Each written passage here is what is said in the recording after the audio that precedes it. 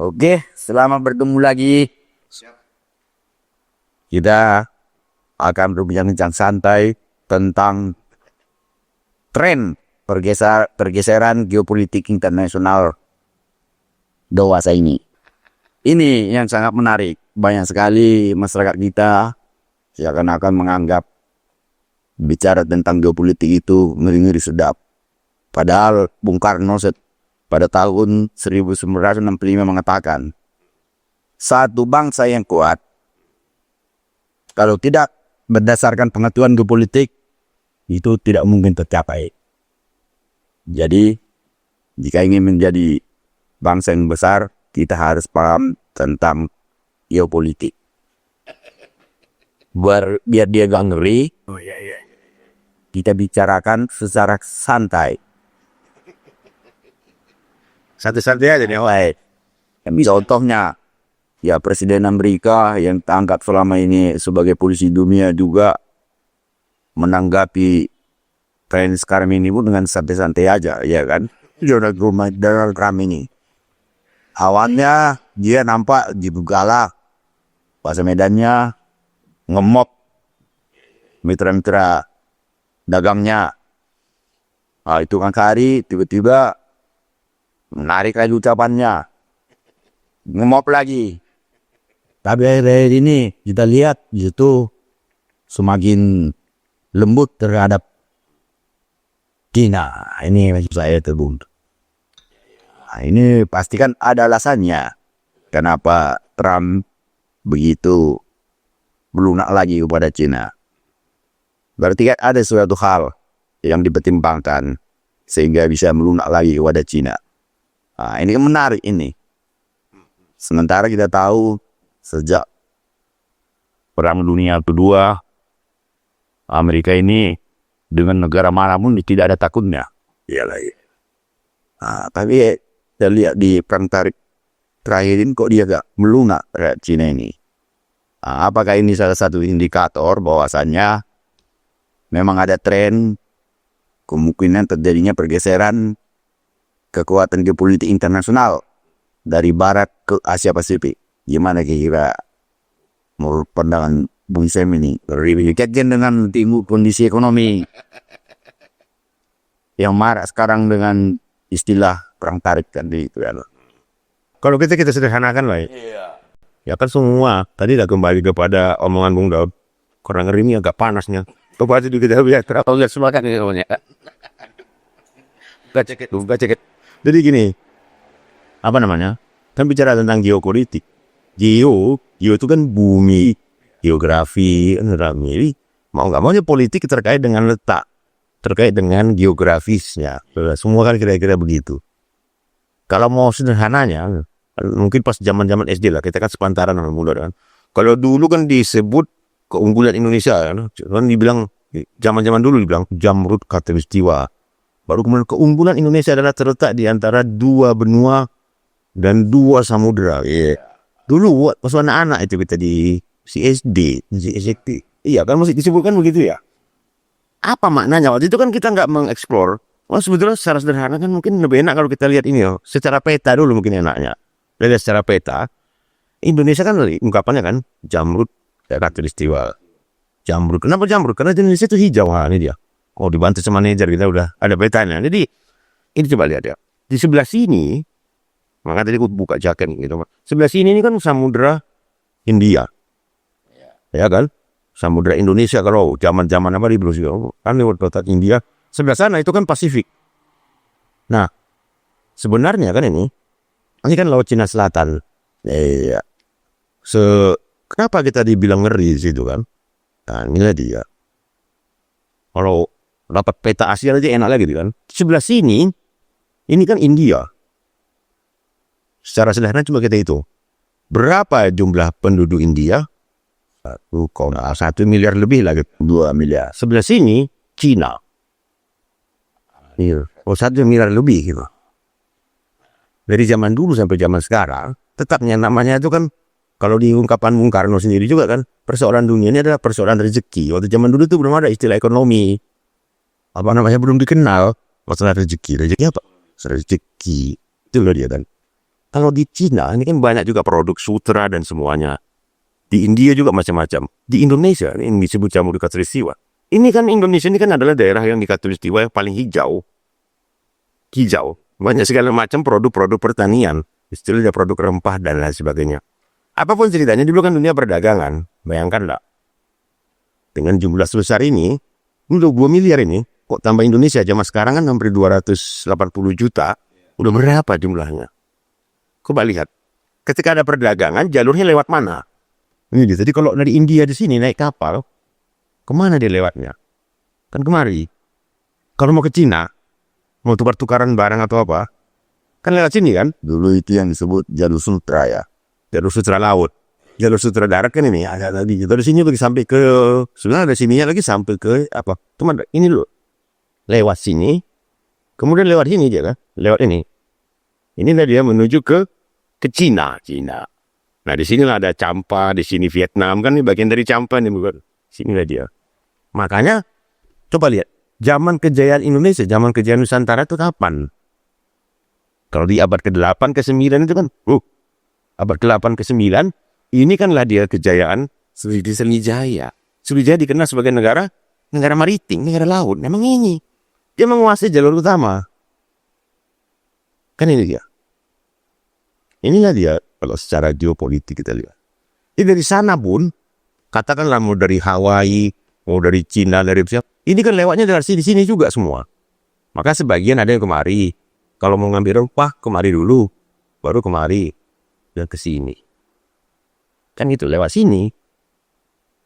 Jalur lain kan bisa lewat bawah ini. Tapi ini kan samudra luas, kemudian nggak banyak manusianya kan itu kan, nggak banyak jalur perdagangannya masalah itu. Semua nggak Atlantikku Pak, India juga lah, Atlantik di sebelah sana itu di seberangnya Amerika dan Pasifik di sini samudra Laut Hindia ini dia bawah sini kan, tuh samudra India. Australia di bawah.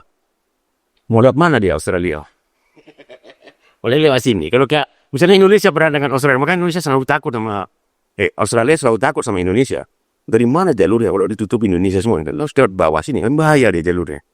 Di mana dia mau ngisi perbekalan dan segala macam dengan misalnya mau ke Eropa atau ke India dan sini kalau dicegah Indonesia makanya Australia sendiri sering takut kan gitu ya, sering menganggap Indonesia sebagai ancaman, makanya dia berkawan tapi selalu sambil jaga-jaga. Itu di dua sisi. Nah, aku pikir dari zaman dulu sampai sekarang ini juga nggak bisa lepas. Zaman dulu rempah menjadi komoditas utama, makanya rempahnya dari sini nggak ada kemana, makanya di Jawa. Kalau istilah Tan Malaka kan Jawa adalah kunci. Karena di sini pelabuhan besar yang mau di Tuban, mau di Sunda Kelapa, mau di Cirebon atau di Semarang, ataupun kalau kita lihat dulu di apa namanya ini di Pati Unus ya di Jepara. Dan di sini ini di Malaka. Dulunya kan awalnya di Malaka. Belakangannya lari ke Singapura. Ini kan karena kepentingan kapital besar ke Singapura ini sendiri. Kalau nggak dibantu oleh modal asing kapital besar dibantu Singapura, Inggris dan semuanya, ini mana jalan? Singapura aja sampai sekarang. Jadi tergantung ini ya. Secara untuk listriknya itu tergantung dari Indonesia. Nggak usah cerita lah Singapura. Kalau memang Indonesia nggak berbaik hati, pasokan gas utama Indonesia untuk melistrik mereka di sini dari Indonesia. Belum lagi yang lain-lainnya. Sekarang sampai kemarin ada yang jual Jual pasir. Jual lumpur katanya dari Indonesia. Ya pasti Indonesia kan. Ini untuk reklamasi mereka kan itu. Kan itu dia. Nah, ini dia nih lewat sini.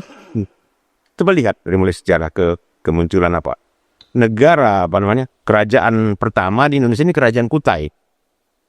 Kutai ini kan di sini Kalimantan Timur. Jadi dari ini kan ya jalurnya dari sini kan. Ketika misalnya dari sana ya karena dari Filipina dan semuanya ambil dari Maluku dia kemari ya. Nah ini dia. Jadi ini jalur makanya di sini adalah daerah yang makmur, daerah perdagangan. Ini dia. Makanya pastilah Belanda dalam hatinya menyesal ya menukar Singapura dengan Bengkulu kan. Dulu kan tukar-tukaran antara pemerintah Belanda dengan pemerintah Inggris tapi mereka membuat Traktat London. Makanya daerah Selat Malaka ini nggak boleh ada yang nggak ada boleh menguasai itu supaya bebas. Itu Traktat London itu kan itu tujuannya supaya ini jadi jalur bebas perdagangan. Ketika udah masa kolonial, lalu awalnya sekali ini kan dikuasai oleh Sriwijaya. Tapi Sriwijaya sendiri pun meskipun dia menguasai sini, Ini kalau hadis ada itu, tentu ada ilmu sampai ke negeri Cina. Tapi dia kan juga membangun hubungan perdagangan ke apa? Ke Cina. Makanya dia ada dari berita Cina, dari zaman Qing apa segala macam. Kan ada pertukaran apa? Ada dari sini mengirim barang-barang, bagian dari membangun persahabatan. Dan hebatnya dari Sriwijaya, dia kan menguasai juga di sini. Ada bagian kerajaan Sriwijaya ini, bagian Kedah. Kalau sekarang nggak ada bagian Kedah itu kalau di Malaysia. Itu mutlak dikuasai oleh Sriwijaya. Dan mendirikannya, menguasainya itu pun dari sini, turunan Sriwijaya. Dia memegang ini di Kedah. Ini kan Kedah di sini, kan ini kan udah apa namanya, Thailand. Ini dah dia Patani atau Thailand Selatan, itu pun di situ. Makanya masih banyak kedekatan etniknya etnik Melayu. Kalau kita mau lebih jauh lagi, nah ini kan ini kayak itu kan Majapahit kan dari Jawa Timur. Di sini ya, dia kan juga membangun hubungan ke Champa. Dan ini juga, ingat, Sriwijaya juga membangun hubungan ke Cholia. Wah, Indianya nggak nampak di sini. Cholia di sini, di atas Maldiva, di daerah dekat apanya itu lah, teman Mukogiannya. Di situlah, kan dia menguasai sampai kemari. Inilah dia. Dulu pemetaan itunya, jalur lautnya itu benar-benar dikuasai. Kan sampai sekarang sebetulnya jalur laut. Dan sayangnya, jalur laut maritim itu harus dikuasai. Sayangnya Indonesia nggak konsisten dengan itu. Harusnya kan ketika dari mulai 2014, ketika Raja Jawa, maksud saya apa, Jokowi naik waktu itu kan katanya mau memfokus kepada tidak akan memunggungi laut. Selama ini kita sudah sekian lama memunggungi laut. Nyatanya yang dibuat dan dikerjakannya fokusnya di daratan melulu. Dan biasanya di daratan itu kan suka bikin monumen, mau bikin apa, makanya bikin semacam IKN dan semua. Jadi hal-hal yang sifatnya bentuknya fisik, bukan membangun apa namanya kekuatan untuk penguasaan. Karena sebetulnya alam kita, laut kita ini ngeri sebetulnya. Wah, ini kemarin anaknya Gibran dan Muni ngomong ekonomi biru, memang ngeri dulu ekonomi itu. Ekonomi birunya kan maksudnya kan bermain kan dari apa, kelautan ini. Begitu banyak potensinya. Tuh, hati-hati loh. Apa namanya, kalau kita nggak menjaga benar-benar laut kita, potensi ikan tuna dan lain sebagainya itu aja Indonesia besar sekali. Itu loh. Tapi kan kita nggak pernah melihat ini semua secara penting. Kembali kepada di awal tadi, mengapa? Ini Cina India. Kalaulah Indonesia bergabung juga, Cina, India, Indonesia. Wah, itu udah berapa masyarakatnya? Maksudnya jumlah penduduknya. Lebih dari pulau.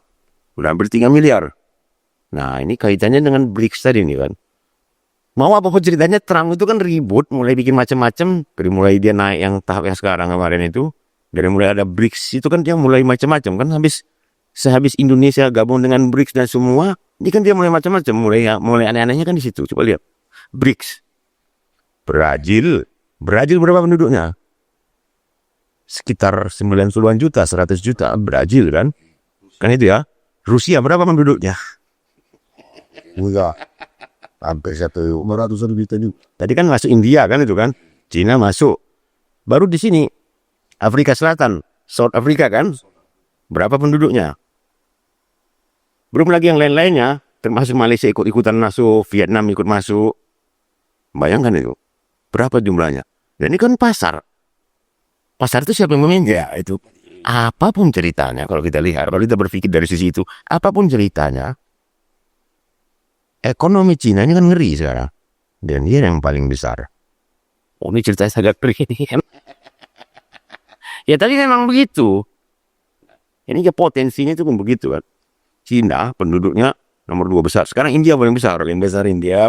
Nomor 2 Cina. Sama-sama 1 miliar lebih mereka. Tapi lebih besar Cina. India sekarang. Itu dulu.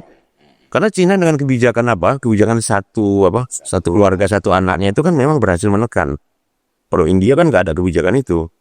Nah, kalau Indonesia zaman sekarang ini kan katakanlah bonus demografinya ini kan akibat dari yang dulu. Padahal udah berkenaan keluarga bencana kita masih punya bonus demografi kan. Banyak kadang sih dari 300 juta kita punya angkatan kerja 60% lebih. Artinya itu 200 jutaan itu kan tenaga potensial yang bisa dikerahkan. Bandingkan dengan negara-negara maju lainnya. Vietnam kan ikut gabung juga kan itu kan. Vietnam aja udah 100 juta lebih. Karena dia kan jumlah penduduknya pun 10 besar juga itu. Nah Amerika mau bilang apa kalau udah begitu? Artinya ini dia. Artinya Amerika juga pasti memiliki perhitungan. Iyalah. Sangat tinggi ya dengan potensi yang ada itu. Jadi bukan segampang itu mereka siap untuk berhadapan untuk perang itu ya, karena Perang ekonomi ini.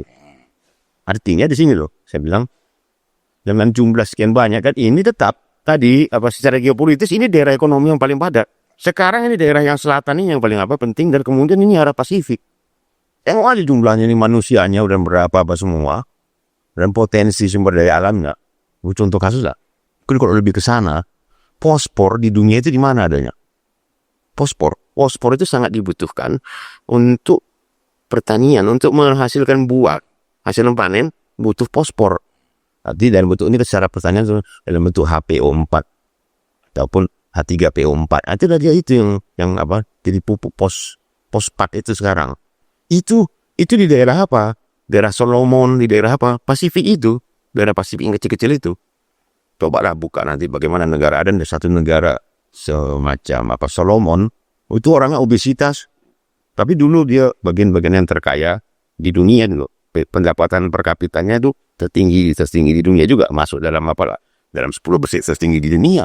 Tapi sekarang udah mulai habis karena habis dieksplorasi terus. Kemudian memang itu dimanfaatkan oleh luar, pihak dalamnya sendiri ya dalam negeri di Solomon Island ya, itu nggak mampu ini.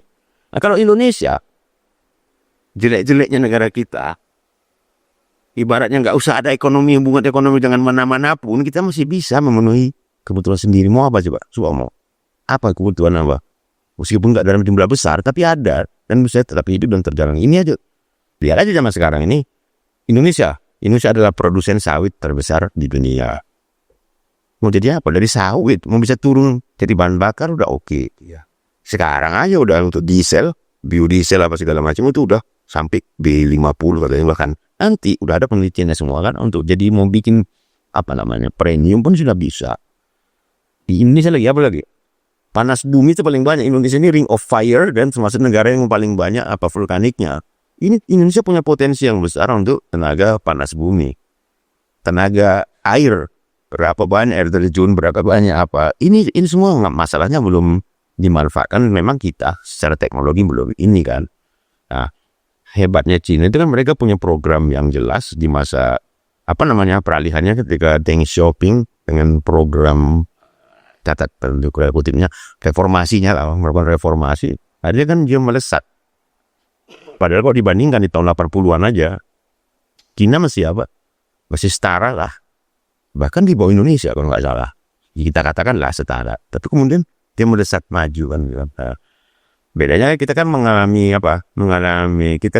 patahan, interupsi, mengalami disrupsi pada masa 97, 98. Tapi itu kan juga bukan melulu ini karena memang kalau aku menganalisisnya, ini memang disengaja oleh negara-negara kapital dunia. Awalnya itu kan krisis itu Korea waktu itu. Kalau diingat kan dari Korea di sini.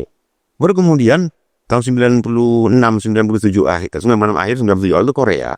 Baru kemudian dari pihak dunia lewat Badan Ekonomi Aman Moneter, dari IMF kan mensupport Korea. Itu menjalar ke Thailand. Disupport lagi oleh Thailand. Indonesia dibiarkan. Kenapa? Nah, itulah faktor sejarah ini ya. Karena dari pemerintah Indonesia nggak demokratis pada saat itu, dan itu menjadi kalau untuk dari ekonomi liberal ini, ekonomi kapital, mereka mengharapkan sebuah negara yang demokrasinya liberal, yang waktu itu kepentingan untuk kapitalisme kan harus meliberalkan diri. Makanya Cina juga mulai maju ketika meliberalkan diri kan itu. Korea dengan pertumbuhan yang hebat itu, padahal lu sama pada saat yang habis perang Korea itu kan tahun 50-an itu. Kenapa dia disupport banyak oleh Amerika, disupport habis-habisan itu? Itu karena Korea Utara ada di situ, Rusia ada di situ, di sebelah sini ada Cina. Jadi dia perlu penghempang bagi berkembangnya komunisme. Pada saat itu kan masih zaman-zaman perang dingin kan itu kan. Nah, kalau Pakistan, India kan dibiarkan juga berperang terus. India ini mereka memperoleh di zaman di zaman akhir akhir tahun mau mulainya abad milenium baru, tahun 2000, dia punya keuntungan Cina India. Kenapa? mereka dulu awal dulu hobi belajar matematik dan kemudian program komputer. Waktu itu yang apa, belajar Fortran, Basic, COBOL, itu di masih awalnya. Pada saat itu Millennium Bugs gitu kan. Yang sana udah maju, tapi kemudian karena di zaman dulu itu Millennium Bugs itu yang dianggap bisa menanganinya kan yang punya pemahaman Basic, COBOL. Makanya banyak orang India berangkat ke apa? Ke Amerika untuk membereskan urusan Millennium Bug itu waktu itu. Coba lah cek ulang datanya. Nah, akhirnya mereka banyak ke sana, akhirnya banyak bermain di Silicon Valley dan mengembangkan semua pemahaman IT-nya. Maka India untuk urusan IT bagus juga mereka kan itu kan. Dan dia iya, dan dia punya industri dasar yang seorang kaya, orang paling kaya di dunia itu kan juga urusan baja dan apa itu kan dari India. Mittal, lupa aku namanya. Mittal. Lah iya, artinya di situ bermain-main. Jadi ada berkah di situ yang mereka ambil. Nah, Indonesia justru pada saat menjelang milenium baru, disitulah dia disrupsinya, apa namanya, patahan sejarahnya. Jadi akibatnya ya begitulah. Dan kemudian pemerintahannya tiba-tiba mengalami euforia, tidak dikelola dengan baik. Itu mudah-mudahan ke depan kita mesti punya harapan lah. Dan selalu harus punya harapan. Tapi kembali kepada tadi persoalan apa tadi? Kenapa Trump seperti bermain-main? Dia cuma ngebluff dan ngemok orang pro. Kan negara per negara di mobnya kan satu-satu. Ya awal. Nggak selalu ngemop semua deh. Maksudnya nggak dia langsung berhadapan-hadapan dengan BRICS ini kan. Kenapa satu-satu? Karena untuk jangka pendek kan masih tergantung. Tapi kalau memang negara masing-masing negara itu juga siap. Wah, dan kemudian semua udah siap, apa namanya? Oke, kalau gitu, kalau memang mau ibaratnya apa namanya? Udang dia kalau kita rapat ada dia udah cuma untuk gue mainkan terus kan masing-masing udah siap. Indonesia siap sebenarnya. Tinggal bagaimana pemerintahnya memahamkan kepada masyarakat dan kemudian menunjukkan niat baik untuk sama-sama bersiap dulu dan bertahan dalam tempo singkat. Tapi kita akan mampu kembali kan itu kan untuk apa? Memang apa namanya? Kalau Indonesia kan kemarin kena tarifnya berapa? 32%.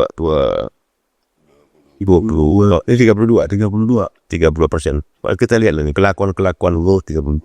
Kelakuan negara besar ini. Itu kan mereka dulu yang menyiasati untuk bikin WTO lah dan semuanya. Tapi kenapa? Nah itu dia tadi ya. Makanya kan persoalan dunia ini persoalan rezeki. Ketika mereka mulai gawat, kan gawat juga sebetulnya secara apa. Sebenarnya Amerika sedang tidak iya kan itunya. Makanya dia panik. Jadi artinya dari bagian dari kepanikan itu kan macam-macam. Jadi ketika di mob Xi Jinping takut-takut dulu aja dia kan. Di mob Xi Jinping takut-takut dia kan. Makanya di situ dia berhitung. Karena tadi itu maksud saya. Jadi kan sebentar. Kanada aja kan langsung komplain berat sama dia kan cari kan dalam tanda kutip kan Trump ini agak gila kan agak gila kan semua mau dimusuhinya kan gawat dia kalau begitu terus maka itu kan cuma bagian dari bluffing kalau saya melihatnya. Nah sekarang aja tuh nego kemudian. Iya itu cuma bluffingnya. Kalau aku melihat juga sama kan ketika misalnya dia kan dulu sangat pendukung Israel. Jadi kemarin dia menghimbau supaya pihak Israel berlaku lebih manusiawi dan lebih baik kepada Gaza dan Palestina. Kan kira-kira gitu. Ini kan bagian-bagian dari bluffingnya dan kemudian dia urusan Ukraina dengan Rusia dia juga mau coba kan. Padahal urusan India Pakistan kami nggak ada urusan kan. Apalagi Pakistan dia disepelekannya situ India kan. Padahal kan dia Amerika selama ini sok polisi dunia. Itu maksudku itulah. Jadi nggak lah. Semuanya itu kan harus dilihat dari segi aspek politik, ekonomi. Ekonominya nggak jadi apa. Tapi kemudian geopolitik nggak gimana tadinya. Oh, apa yang terjadi kan ini nantinya kalau misalnya kalau memang perang pun jadilah kan kira-kira kalau kita misalnya kan, tok ini nggak ada yang jadi lawan kita. Kalau mau jadi lawan Australia itu pun belum tentu bisa dikawan-kawanin. Indonesia justru ketika perang terjadi, kalau aku bayanganku ya, kalau ada perang dunia ketiga terjadi, Indonesia justru menjadi apa? Menjadi bagian apa?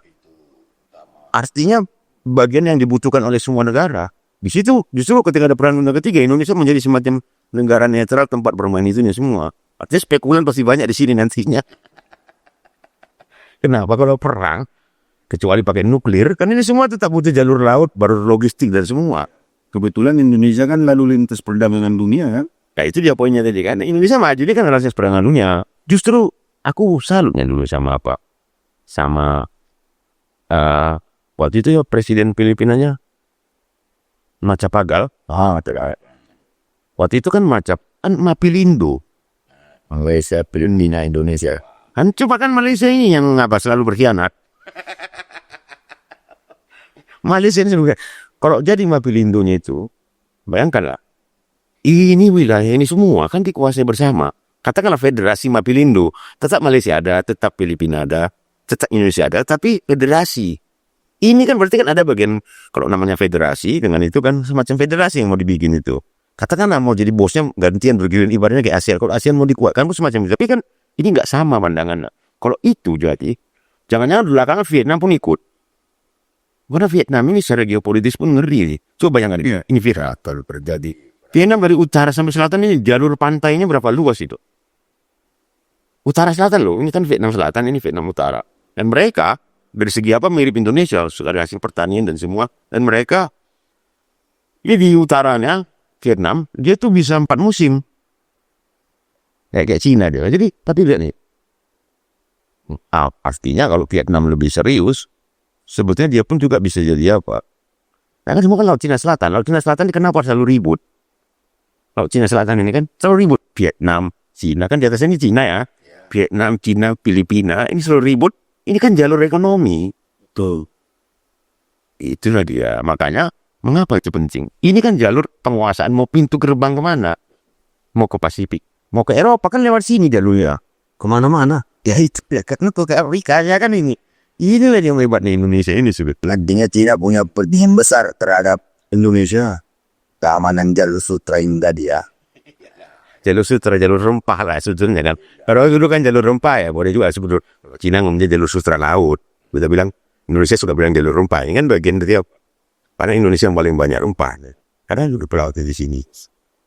Ya Indonesia, mulai runtuh kan dulunya ketika udah Indonesia beralih ke darat. Ke darat tuh zaman mana? Itu zaman Mataram. Jika mulai zaman Mataram. Islam itu. Iya, zaman Mataram Islam. Itu jadi mulai apa kan?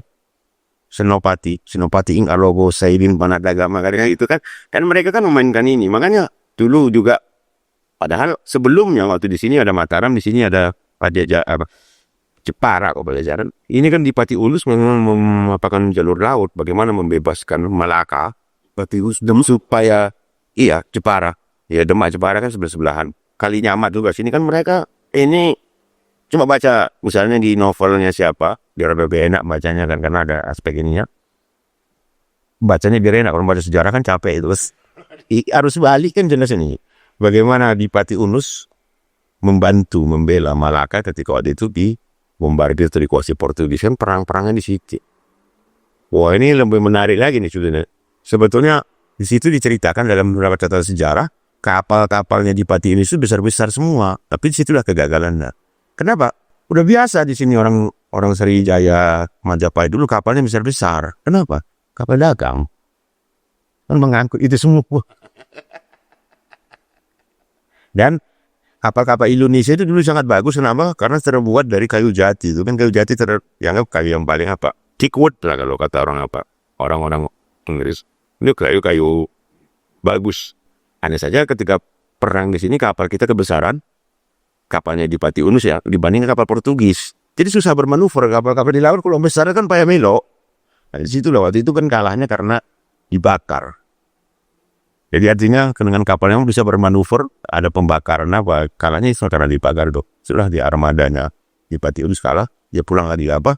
Itu kemudian sebenarnya mau balik lagi menyerang kembali, tapi ada pengkhianatan di Tuban dan dari sini ada pengkhianatan dari apa? Nggak ikut mendukung. Waktu itu kan dari Aceh ikut mendukung juga. Tapi dari daerah sini, dari Jambi apa waktu itu nggak sepakat. Kenapa waktu itu kan artinya jago juga di Pati Unus itu. Dia melihat ini harus bebas kan itu kan. Karena kalau nggak dikuasai Portugis, Malaka. Tapi akhirnya memang dia jatuh ke situ kan. Walaupun belakangan Inggris masuk juga. Itulah sejarahnya. Makanya kenapa Bung Karno selalu mengungkapkan juga jangan sekali-sekali meninggalkan sejarah. Itu kan karena sejarah itu semua. Nggak ada hal yang nggak berkaitan itu. Dan semua kehidupan ini kan terkait juga dengan politik tadi, karena ujungnya adalah bagaimana kesejahteraan, kemaslahatan bersama. Kayak kira-kira itu. Oh, kok jadi aku ngomong sendiri nih kok? Ya, justru yang sampaikan semua itu kan dagingnya. Jadi kita harus dengar. Ya, jadi melihat apa yang bergabung tadi ya, baik itu potensi sumber daya alam yang ada di Asia Pasifik, potensi sumber daya manusianya baik sebagai pasar maupun tenaga kerja ya, terutama pembagian ekonomi Cina sekarang, diikuti lagi India. Ya, Asia Pasifik itu memang memiliki potensi sebagai kekuatan ekonomi terbesar di luar Amerika sekarang. Jadi memang wajar ada prediksi bahwasanya bisa saja terjadi pergeseran kekuatan ekonomi dari Eropa atau dari Amerika ke Asia Pasifik. Ke timur mah. Ya, dari barat ke timur. Yang masuk itu kan siap. Cep sisi ya. Maksudnya, ya Amerika memang punya kepentingan untuk menjaga hubungan yang baik dengan Asia Pasifik ini. Ya, kenapa?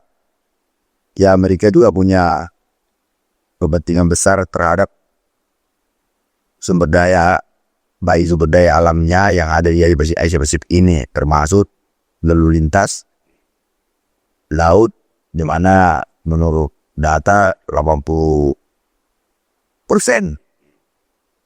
distribusi produk di dunia ini melalui laut. Kalau hal apa? Ya, kan itu sih. Terutama lautnya selatan. Jadi Selat Malaka ujungnya kan. Kalau pun Selat Malaka selat di sini atau di sini kalau boleh jarusin. Kecuali nanti ini ada dibelah. Tapi entah kapan bisa dibelah. Terusan apa namanya? Tanah genting crime kan akan jadi. Ya maksudnya berarti merujuk. Nah, tetap juga di sini kalau di sini aja lewat kan enggak.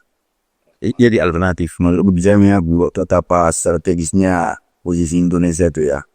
Seandainya yang terjadi Sebetulnya kan ini kan awalnya kan apa nggak tahu juga. Tapi dari kecil dia bilang Indonesia jam berkomunikasi di posisi strategis. Kalau ketika belajar kewiraan apa namanya? Kewiraan dulu kan berada di antara dan TMP lah. Civic dulu pun sempat waktu SD pendidikan kewarganegaraan berada di antara dua samudra dan dua benua. Siapa? Jadi cuma kan waktu itu karena masih pelajaran SD, pelajaran apa kan nggak disebutkan. Lebih kan kita menghubungkan apa? Kenapa? Di situ kurangnya juga pendidikan Indonesia. How-nya itu, mengapanya itu nggak dijelaskan. Kan mengapa kan gitu kan? Ini sebabnya. Jadi bagaimana itu terjadi ini nggak diceritakan. Itu aspek pendidikan kita cuma salah juga kan tentang mengapa dan bagaimananya ini nggak dipaparkan. Karena itu dia. Karena gurunya nggak hobi mendongeng sih. Saya kan kalau hobi mendongeng kan enak. Itu udah budak kan. Jadi banyak dan nggak tahu juga karena pemahaman apanya mungkin dia juga kurang membaca. Baru kalau dilihat kenapa kita pertanyaan kenapa harus ada Mafindo, kenapa harus digabungkan.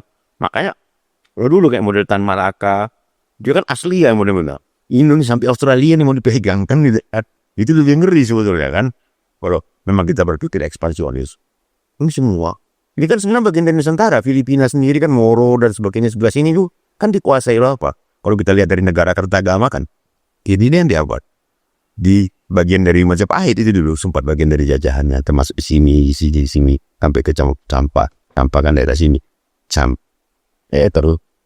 terutama Sumatera Utara, Sumatera itu dengan Pulau Sumatera. Kalau terjadi seandainya terjadi perang di Laut Cina Selatan, jadi transportasi itu tidak mungkin lewat. Tapi kita bisa masuk dari Selat Sunda. Ya itulah. Jadi industri ini makanya kita bayangkan ini kalau bicara angkatan laut ini kan ada komando Warmabar Armada Baraka. Sini kan. Cuma di sini apakah sudah bagus apanya? Angkatan laut kita ini apakah aku nggak tahu juga ya. Dan kemudian skadron udara ini aja dipilih di Polonia kan nggak ada skadron gitu. Ini baru mau dibentuk nanti ya skuadron tempur. Padahal harusnya nggak ada. Yang ada di Pekanbaru kan. Iya. Ya harusnya kan di sini lah di Polonia atau di sini sekalian Di apa ya, di Aceh. Iya. Ini kok di Pekanbaru sini. Ini perlu memang. Tapi sini untuk menjaga sininya kan ada daerah-daerah yang apa. Makanya Armada Barat ini kan harus dibuarkan juga. Karena kalau ceritanya kan sering kali apa namanya kapal Indo Amerika main-main di sini. Di bawah di Australia. Apa dari dulu kan? Ya, Tahu pengaruh pemimpin kita dari Angkatan Darat mobil.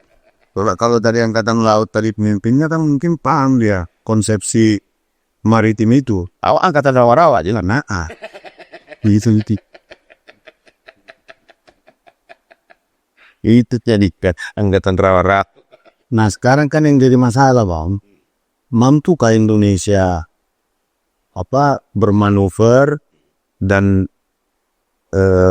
memainkan peranan di tengah-tengah kepentingan Amerika dan Cina terhadap kita? Kira-kira seperti itu. Kalau kita, Kan dengan ya kepemimpinan kita hari ini Bang. kalau aku kalau secara pemikiran Prabowo itu dia jauh lebih cerdas ketimbang yang sebelumnya dia. Artinya gini loh, dia sekolah di luar negeri. Coba, artinya ini bagian dari apa kita lah ya, ada di bagian pemahamanku ya.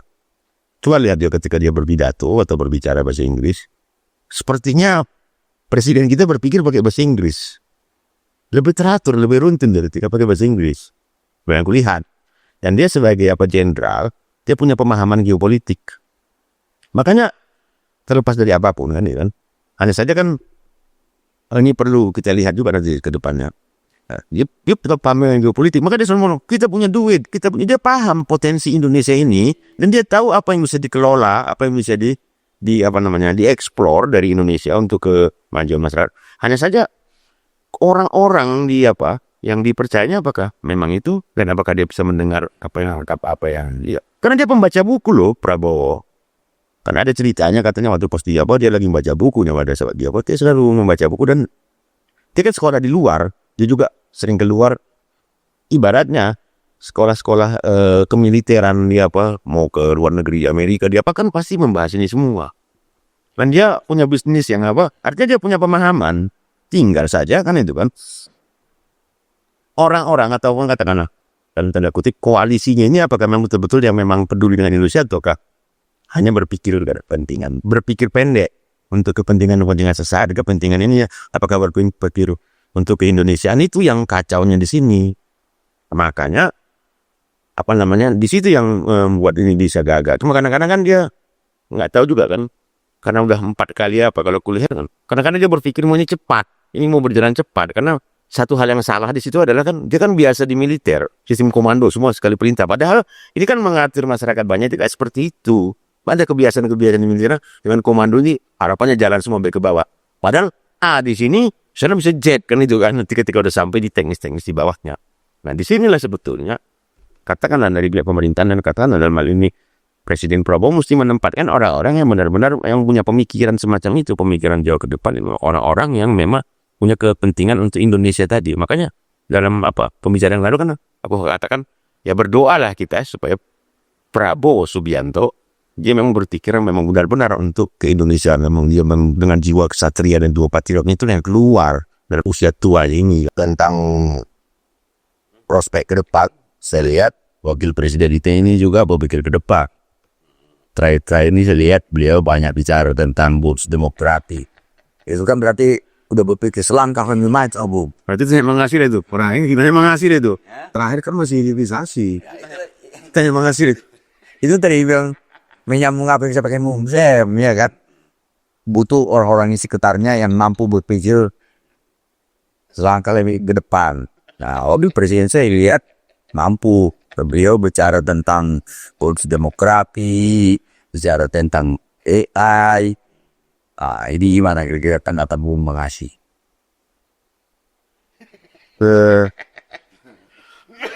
Ya report juga membahas mantan adik kita itu Pak, mulutnya detik tapi karena memang banyak problem kan, sampai akhirnya dia dijadikan cawapres dan memenangi pertarungan kemarin. Ya agak sulit membahas dia tanpa mengaitkan dengan persoalan-persoalan kemarin. Jadi nggak ada yang bisa dibahas dari dia udah punya mak. Kalau aku pakai ini, kamu politisi Mengasih ini bahasanya apa? Kalau aku bahasanya sederhana gini lah. Sederhana gini ya. Gini ya. Siapa yang dikirim oleh Prabowo ke Vatikan? Ayahnya. Artinya harusnya kalau presiden nggak bisa bertugas, wakil presiden maksudnya artinya apa nih? Artinya presiden sendiri nggak percaya sama dia gitu. Misalnya kita bahas yang lain-lain, maksudku makanya masukku biar Mengasih ngomongnya kayak begitu tadi kan. Ya dia apa kan? Berarti maksud abang mau bilang Prabowo sebenarnya masih sungkan, segan sama Jokowi, makanya Bukan gitu, Prabowo percaya sama jadi Berarti ini wakil belum bisa diandalkan. baiklah. Oke, bahasa lainnya ini dia wakil karena bapaknya ini aja itu maksudnya kan bahasa kasar ya kira-kira gitu tuh ada berarti ada sinyal saya maksudku gini kan artinya dia nggak percaya sama ngawur nanti kalau di sana kira-kira gitu loh. Maksudnya kan kita kan khawatir kan kira-kira ini mungkin begitu yang gue lihat kan itu ya semacam itu jadi sebetulnya lah kita maksudnya kalau perkara ngomong nak mancing-mancing aja kemudian perkara ngomong bonus demografi perkara apa karena ngomong apa payahnya. Apalagi kalau ada promnya pokoknya. Ada yang dibaca itu kan galah. Apa namanya? Kita ngelihat kan kita bisa melihat orang ketika ngobrol dengan passion, dengan sesuatu yang dari hatinya atau karena memang sebuah kemasan kan dari body language-nya nampak saya. Kenapa tadi aku bilang Prabowo cerdas dan ketika ngomong bahasa Inggris ya runtun. Coba lah perhatikan ya ketika dia di forum-forum apa dalam bahasa Inggris dia bisa menjelaskan semuanya dan apa detail. Tapi ketika bahasa Indonesia justru kadang-kadang keselio lidah salah-salah ngomong ketika pakai bahasa Indonesia maka bilang, oh iya Prabowo dia sekolahnya di luar negeri. Dari apa? Jadi dia berpikir pakai bahasa asing otomatis. Misalnya dia contohnya kamu orang Karo bukan Daud lah misalnya dia orang Karo sehari-hari bahasa Karo nih dia. Tapi ketika sekolah dia kan bahasa Indonesia. Dia ketika berpikir ilmiah dia pakai bahasa Indonesia. Ini karena aku bukan orang yang polyglot ya, bukan yang orang karena di rumahku bahasa Indonesia. Bukan karena ibuku Jawa, bapakku Melayu. Jadi di rumah bahasa Indonesia. Jadi dari kecil aku berpikir cuma satu bahasa Indonesia. Mimpiku pun bahasa Indonesia. Kalau Bung mungkin bisa aja mimpinya bahasa Karo. Mimpimu bahasa apa sih? Kan gitu kan. Nah, itu tadi. Jadi ketika berpikir ilmiah, Daud pasti pakai bahasa Indonesia. Karena apa? Dia belajar ilmiah, belajar pengetahuan ini untuk pakai bahasa Indonesia. Baru kulihat, oh iya Prabowo. Waktu itu kan bapaknya kan juga ke luar negeri. Dia dari kecil sekolah pakai bahasa Inggris. Oh iya dia berpikir pakai bahasa Inggris. Aku pikir ketika dia orang ilmiah. Makanya ketika dia berbicara sesuatu, apa dia? Oh iya pakai bahasa Inggrisnya kok jauh lebih bagus ketimbang pemikirannya ketika pakai bahasa Indonesia. Yang beli. Tuh kan secara Oke Bung, jadi masalah melihat latar belakang pendidikan maupun pengalaman Presiden Prabowo, kita yakin beliau menyadari potensi ini. iyalah, ya bahannya ya jenderal dulu. Jadi ada yang candaan Bung. Memang lantaran pentingnya Indonesia itu hari-hari terakhir ini, misalnya ada rencana uji coba vaksin TBC itu. Jadi memang obrolan kita Bu. Nah, tapi agak ilmiah juga itu ya. Nah, itu tadi kita belum menyadari potensi Indonesia. Iya atau ngilmiah ini? Ngilmi. Jadi Bu kira-kira ada gak kemungkinannya itu memang vaksinasi TBC itu ya ada agenda sembunyi karena untuk mengantisipasi potensi Indonesia yang begitu sangat strategis itu tadi. Teori konspirasi ya. Kalau secara Agak ngilmiah ya. Enggak, kalau itu kan kemarin itu kan yang banyak cerita hal-hal semacam itu kan bekas Menteri Kesehatan waktu itu Sapari apa? Ya Siti Madila Sapari ya Siti Madila lu juga kan dia biasa yang ngobrol dengan itu kan. Ya kalau perkara hal-hal semacam itu ya ada aja kan. Sama halnya cerita ketika COVID kemarin mesti banyak pandangan ini bagian dari apa ya uji coba atau apa. Tapi yang jelas kalau kita lihat kalau misalnya COVID ini cerita COVID kemarin itu dulu ya. Ketika cerita COVID berarti itu kan yang jelas ada orang meninggal. Meninggalnya karena apa? Itu yang sering kali apa kan? Meninggal semua kan itu kan. Banyak yang meninggal memang karena ada wabah. Masalah COVID tadi kan baik kemarin. Kalau masalah TBC, sebetulnya kalau untuk TBC kan obat-obat TBC pun udah beres semuanya. Yang penting selalu kalau ada kena TBC kan 6 bulan rutin makan obat, merawat dirinya, minum susu dan obat yang rutin itu bisa sembuh. Aku aja punya paman waktu itu, memang udah meninggal sekarang bukan karena TBC ini dia meninggal. Dia kena TBC. Makanya ada itu makanya aku anggap ini ece-ece aja bagian dari kalau ada pun ini main-main kan cuma main-mainan apa aja kalau perkara dengan teori konspirasinya itu COVID aja pun dikatakan bagian dari Apa begitu? Kalau kita nonton filmnya James Bond kan begitu juga. Udah, nggak usah kita ngeri-ngeri tentang itu kan gitu kan. Berpikirnya yang ini aja. Ketika ekonominya udah bagus, mau yang mana pun bisa kita ini kan. Coba lihat yang ini lah. Coba lihat Israel. Berapa negara kecil itu kan?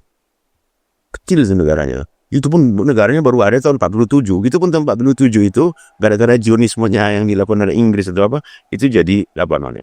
Tapi coba lihat, berapa negara besar Arab banyak kali penduduknya itu semua bisa menghajar dia. Apa yang mencoba menghajar dia, tapi bisa dikalahkannya. Perang 7 hari tahun 73 menang juga dia. Kenapa? Karena mereka secara ekonomi kuat dan secara cerdas, dan dia melakukan inovasi dan punya teknologi sendiri. Jadi nggak percaya dengan teknologi yang mana. Mereka udah buktikan. Tapi kenapa mereka bisa begitu? Ya tengok aja lah. Di Amerika cuma berapa persen Yahudi, tapi dia menguasai lebih dari 20% ekonomi negara. Kan dia menguasai semuanya.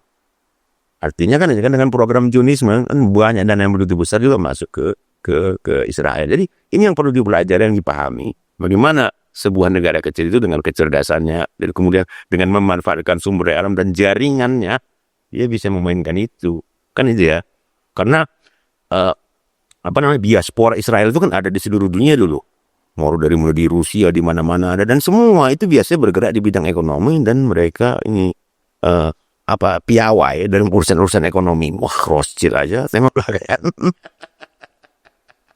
Dia menguasai. Kalau kita tengok lah, baca aja sejarah tentang Rothschild, bagaimana mereka dari awalnya dari cuma ngagen-ngageni antara para feodal itu ya, feodal di Eropa, akhirnya mereka bisa bikin bank yang begitu besar di berbagai negara. Bahkan perang Jerman dengan mereka punya apa di Jerman, punya bank di Inggris, punya di semua kan. Walaupun di Jerman ya habiskan begitu, tapi tengoklah seperti film Schindler's List. Di dalam penjaranya itu aja bisa ngatur ekonomi kan itu ya. Jadi ya itu loh tadi maksudku. Jadi ketika misalnya bisa menguasai itunya, dan ada yang bagusnya dari Yahudi itu kan nasionalismenya itu, Zionismenya itu gila. Nah di kita kan itu yang paling penting. Dan inilah yang sebetulnya pada saat zaman dulu kan Bung Karno dia paham sekali dengan geopolitik, dan dia membangun, bayangkanlah konferensi Asia Afrika, berapa banyak itu di situ, dan kalau semua membangun ekonomi aja di situ, dan katakanlah dengan jumlah massa yang sekian banyak, barter ekonomi dan semua, nggak laku yang lain-lain kalau kita bikin apa. Tapi kan kemudian ketika konferensi Asia Afrika kedua mau dibikin, itu harusnya di Aljazair. Apa yang dilakukan? Nah, ini teori konspirasi dari Amerika, dari CIA atau dari manapun, membikin ketika mau pertemuan itu ada kudeta, ada kejadian di Aljazair. Ini kan masih baru peringatan konferensi Asia Afrika ya, betapa hebatnya itu kan. Jadi sebenarnya itu yang paling penting, dan ditakuti dari Soekarno itu nasionalismenya dia, dan bahwasanya internasionalismenya kalau dikaitkan ke Pancasila, bagaimana membebaskan negara-negara Asia Afrika yang menjadi hisapan atau jajahan semua. Dan ini kan membuat sebuah persatuan bahaya. Maka Soekarno harus digulingkan. Di tiap negara kan bisa disusun oleh semua, tapi pemahaman kita, nasionalisme kita itulah sebentar lagi kebangkitan nasional kan. Hari kebangkitan nasional kan bulan Mei tanggal 20 nanti kan. Jadi ini kan sebetulnya ini yang harus dipahamkan kembali, geopolitik dan semuanya. Dan mengapa tadi terlepas dari sejarah masa silam yang kelam atau udahlah kita lihat ke depan. Apa ini namanya? Apa bagusnya nasionalisme kita? Bandingkan dengan Israel, dimanapun dia orangnya, dia merasa tetap dari mulai yang jadi mafia pun serius mereka kan. Tengok aja lah cerita si Meyer Lansky. Bagaimana dia ikut membantu Zionisme dulu. Dia selaku pimpinan mafia di Amerika, dia membantu untuk apa? Coba tengok biografi Meyer Lansky kan, itu kan kira-kira. Ini. Makanya di kita kalau mau maju memang harus dikuatkan nasionalismenya ini. Sama kayak Cina juga kan begitu bang.